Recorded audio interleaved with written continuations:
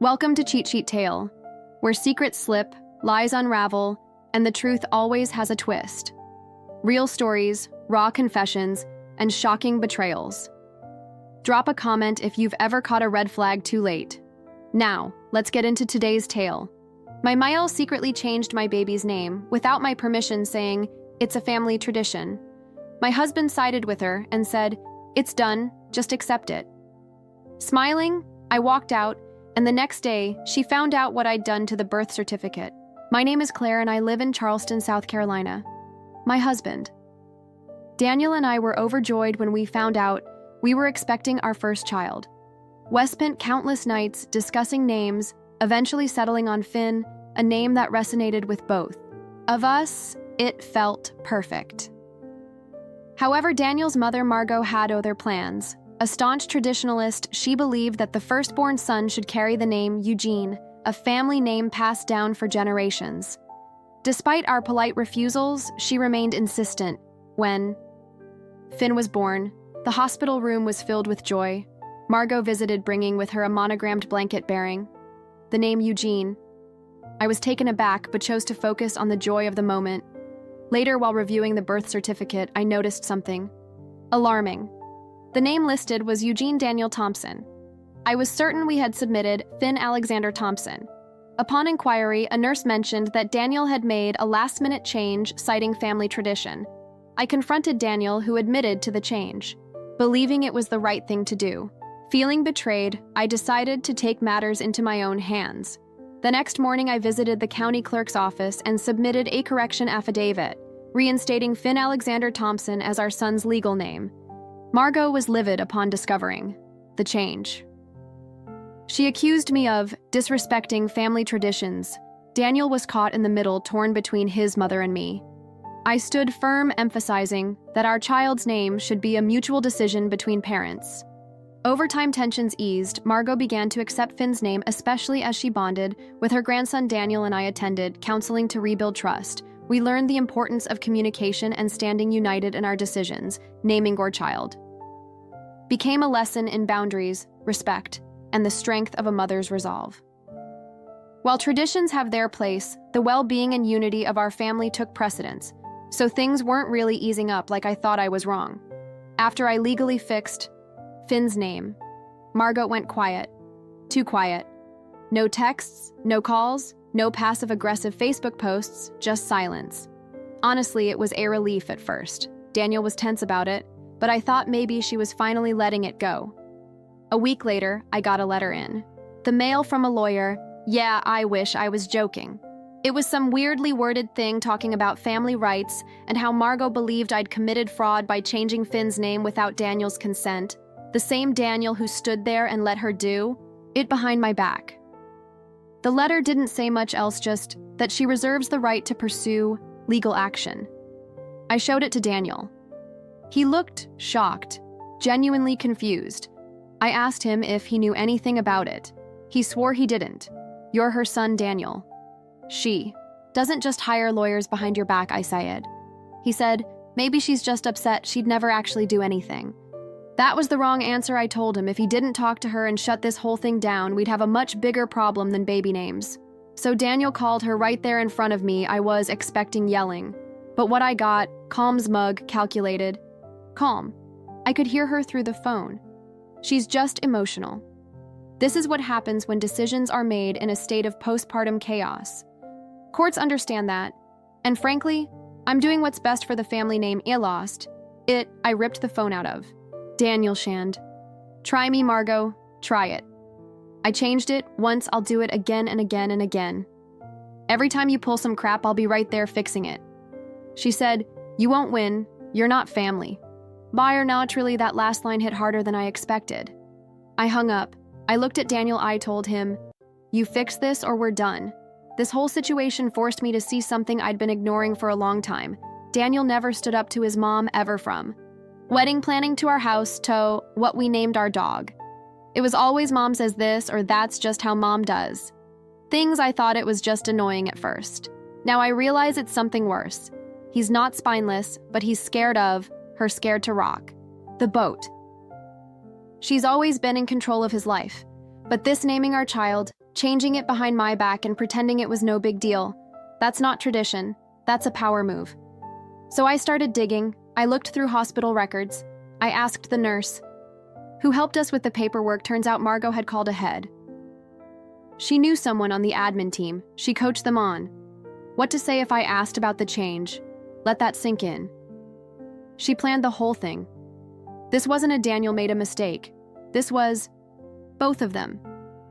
Her pushing him, folding, lying to me, acting like it was no big deal. I hired a lawyer.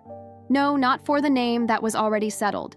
I wanted a lawyer to look into grandparents' rights laws in South Carolina. They're strict, but not impossible to get around, especially when a grandparent can prove they had a significant relationship with a child.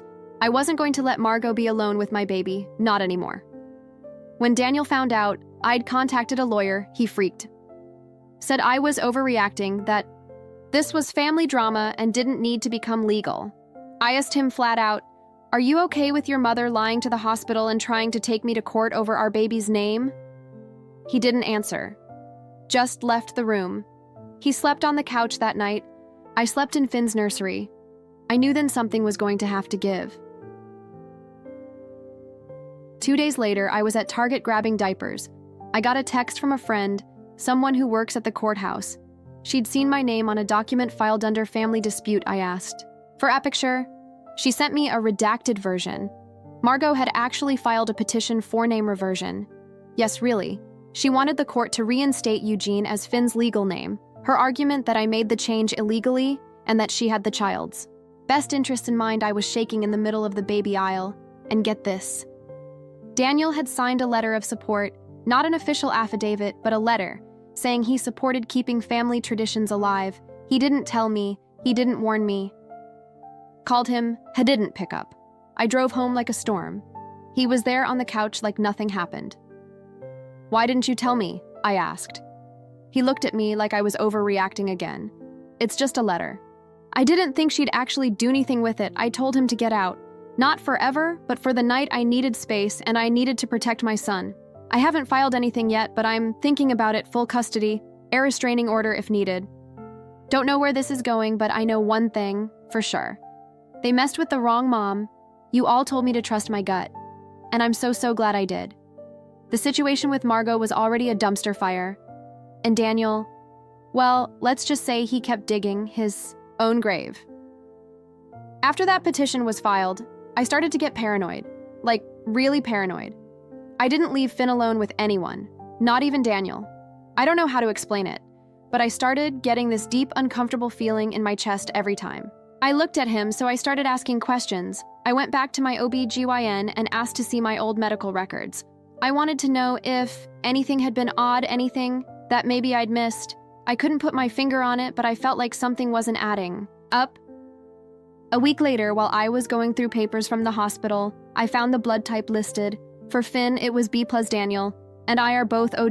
I'm no doctor, but even I knew something didn't add up there. So I Googled, and yeah, if 2 O people have a child, that child should also be O- always.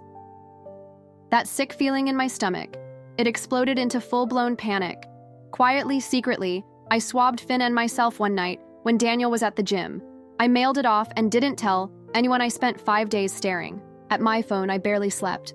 I cried in the shower, in the car, in Finn's room while rocking him. I didn't even know what I was hoping for anymore. Just clarity. Their results came in on a Thursday morning. Finn 99.9999%. Mine, Daniel, 0% probability of paternity. Everything started racing through my mind. The timing, the hospital records, Margot's obsession with Finn, her push to name him Eugene, her sudden confidence in petitioning the court. I called my friend, the one who works at the courthouse. I asked her to quietly check if Margot had filed anything else. And yep, 2 weeks before her petition, she filed a sealed guardianship inquiry. She had listed a man named Julian Crosses, potential father with vested interest. I had never even heard that name in my life. I confronted Daniel, showed him the DNA results. He went white, then quiet, then said, "I was trying to protect you." What apparently years ago, when we'd broken up briefly, about 6 weeks, I'd gotten drunk at a mutual friend's party. I remembered the party, but not Everything from it, Daniel admitted he'd suspected the baby wasn't his all along, but Margot had convinced him to stay quiet, stay close, and take control. That's why she forced the name. That's why she filed the petition. That's why she wasn't scared of me, because she knew, and Daniel knew, and they were going to try to cut me out. He was a guy I vaguely knew, in college, quiet loner. Never even knew he was at that party. Never saw him after I called the lawyer I'd hired. Told her everything. She told me to come in immediately. We started building a case for full custody. Yes, but also to file for emergency protection. Because if Margot had already filed sealed guardianship inquiries with a stranger's name, she wasn't just playing games. She was building something 3 days after I got the DNA results. I got a knock at the door. A woman from Child Protective Services was standing there, said she received an anonymous tip that I was unstable and had a history of mental illness and erratic behavior postpartum.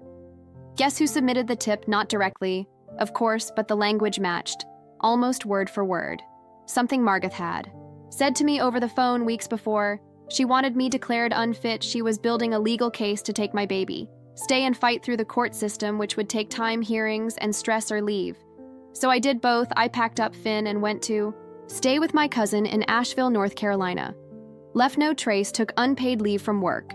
Had my lawyer file a temporary emergency motion to suspend visitation and contact from Daniel and Margot until paternity and safety could be reviewed in court.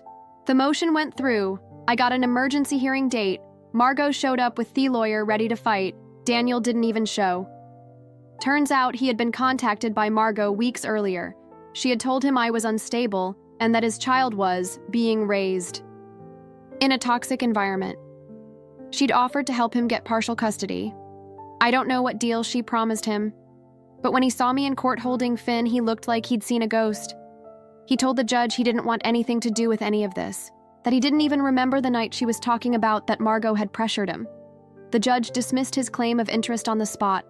Her petition is still open. Her lawyer is pushing to prove that because Daniel was listed on the original birth certificate, he has presumed parental rights, and thus she does too under family visitation clauses.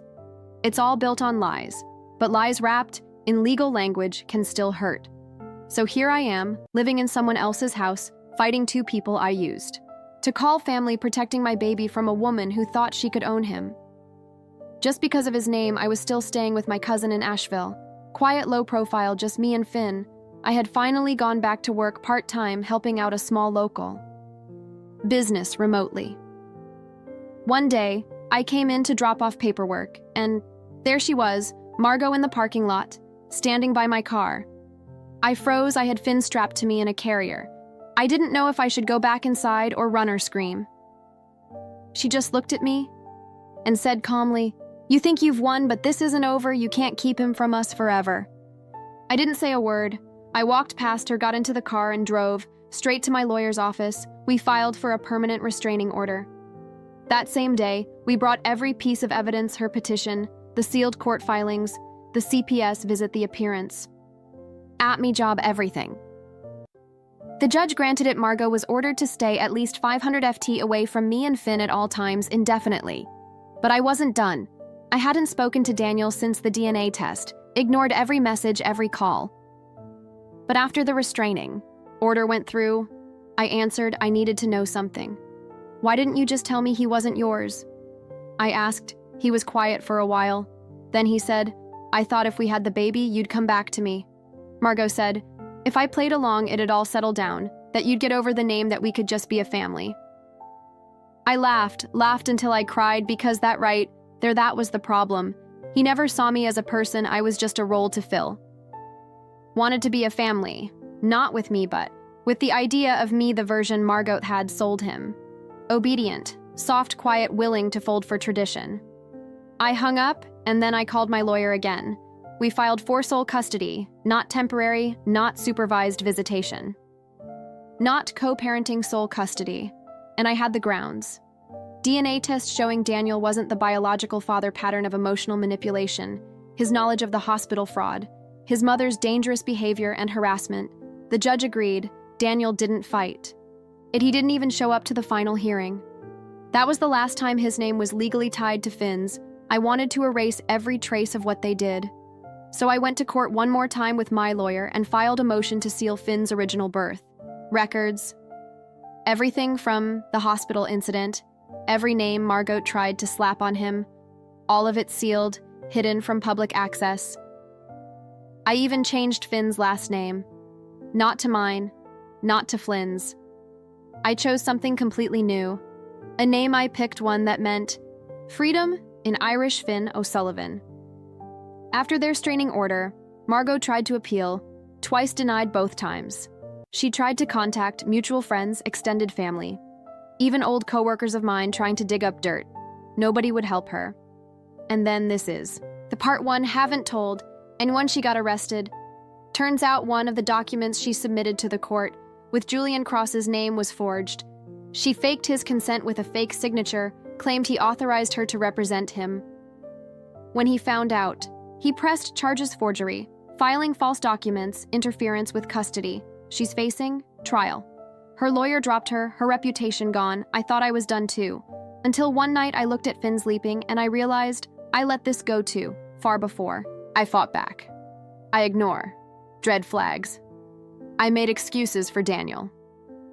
I didn't stand up for myself until it was almost too late. That's on me.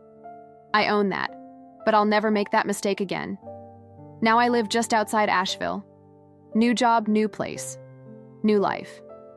I see. A therapist. I have friends who show up. I'm rebuilding. Finn is almost 2 now. He's happy, healthy, smart as hell. And every time someone asks his name, I say it with pride, Finn. O'Sullivan, and no one, not a husband.